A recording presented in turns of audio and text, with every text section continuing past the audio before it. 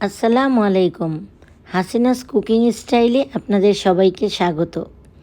আজকে আমি যে রেসিপিটি আপনাদের সাথে শেয়ার করব সেটা হচ্ছে কাঁচা আমের কাঁচা আচার।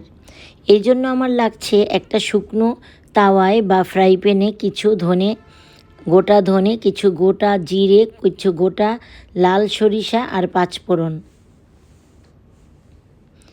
আর এখানে লাগছে আমি 1 কেজি আমকে ডুমো ডুমো করে কেটে নিয়েছি, কিছু কাঁচামরিচ আর কিছু রসুন।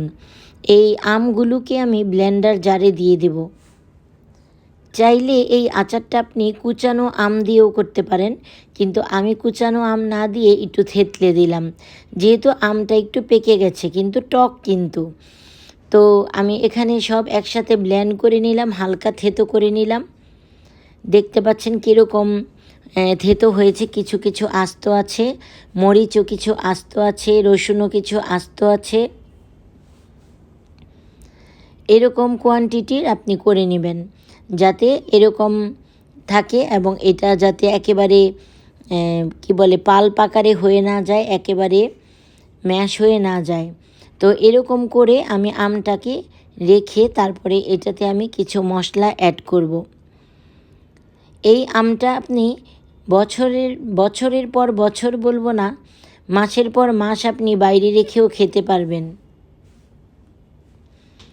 আর এটা মাঝে মাঝে একটু রোদ্রে দিলে ভালো হয়। তা এখন আমি সেই ধনে আর পাঁচফোড়ন জিরা আমি একেবারে লো ফ্লেমে আমি এটাকে একটু ভেজে নেব। হালকা একটু ভেজে নিলেই হবে, এটা কড়া ভাজার কোনো প্রয়োজন নেই। সরিষাটা আপনি চাইলে সাথে একটু কালো সরিষা দিতে পারেন, আমার কাছে লাল সরিষা ছিল। আর এখানে আমি চুলায় সরিষার তেল গরম করে নিলাম। তেলের মধ্যে আচারটা যেন ডুবে থাকে এই পরিমাণে। তো আমার মশলাটা ভাজা হয়ে গেছে, এটাকে আমি গুঁড়ো করে নেব। রিফাইন্ড পাউডার করব না, একটু আধো ভাঙ্গা করব। আর এখানে আমি আন্দাজ মতো লবণ দিয়ে দিলাম আচারের মধ্যে। চাইলে আপনি বিট লবণও দিতে পারেন, আবার চাইলে সাদা লবণও দিতে পারেন। লবণ দিয়ে এটাকে আমি ভালো মতো নেড়ে চেড়ে নেব। আর এই গুঁড়াটা, মশলার গুঁড়াটা আমি দিয়ে দেব। আমি এই আমের আন্দাজেই আমি মশলাগুলো নিয়েছি। তো এখানে আমি এই মশলাগুলো আমি দিয়ে ভালো করে নেড়ে চেড়ে মিশিয়ে নেব। এখন এই আমটার মধ্যে আমি একটু কালারের জন্য দিয়ে দিলাম হলুদ গুঁড়া আর সামান্য একটু লাল মরিচের গুঁড়া। যেহেতু এটাতে কাঁচামরিচ আছে, এটাতে ঝাল দেওয়ার কোনো প্রয়োজন নেই, তারপরেও আমি একটু মরিচ গুঁড়া দিয়েই নিলাম।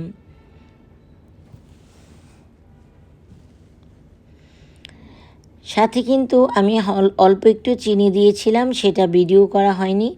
তো যাই হোক, আপনি আপনার এই আমটা বেশিরভাগ টকই হয়। তো তেলটা গরম হওয়ার পরে, তেলটা বলক আসার আগেই যে পরিমাণ গরম হয়, সেই গরম তেলে চুলাটা নিভিয়ে দিয়ে আমি আমগুলো সেই তেলের মধ্যে দিয়ে দেব। এটা কিন্তু আমি রান্না করব না, তেলের মধ্যে দিয়ে আমটা নেড়ে চেড়ে কিছুক্ষণ স্ট্যান্ডিং টাইম দিব, যাতে আচারটা ঠান্ডা হয়ে যায়। ঠান্ডা হওয়ার পরে আপনি বিভিন্ন এয়ারটাইট জারে বা কাচের বয়মে ভরে রাখতে পারেন। এটা বাইরে রেখেও খাওয়া যাবে, নর্মাল ফ্রিজে রাখলে এটা জমে যেতে পারে, এজন্য আপনি এটা বাইরে রেখে সংরক্ষণ করেও খেতে পারেন। এটা খিচুড়ি, ভাত, পোলাও যে কোনো কিছুর সাথে খেতে পারবেন। দেখতে পাচ্ছেন আমি এটা সার্ভ করছি।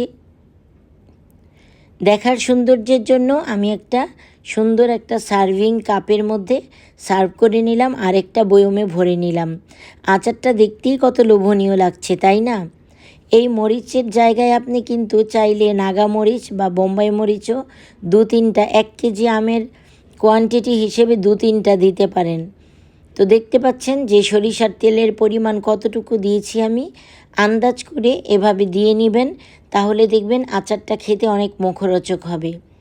আপনি চাইলে এটাতে চিলি ফ্লেক্স অ্যাড করতে পারেন, চাইলে আপনি এটাতে বিট লবণ অ্যাড করতে পারেন, আপনার মন মতো আপনি এটা অ্যাড করতে পারেন। আমি যেভাবে বানালাম একেবারে সিম্পল ওয়েতে, একেবারে সাধারণভাবে আপনি বানিয়ে দেখবেন আচারটা কত মজা হয়। যত তেলের মধ্যে ডুবে থাকবে ততই আচারটা খেতে আরও মজা হবে।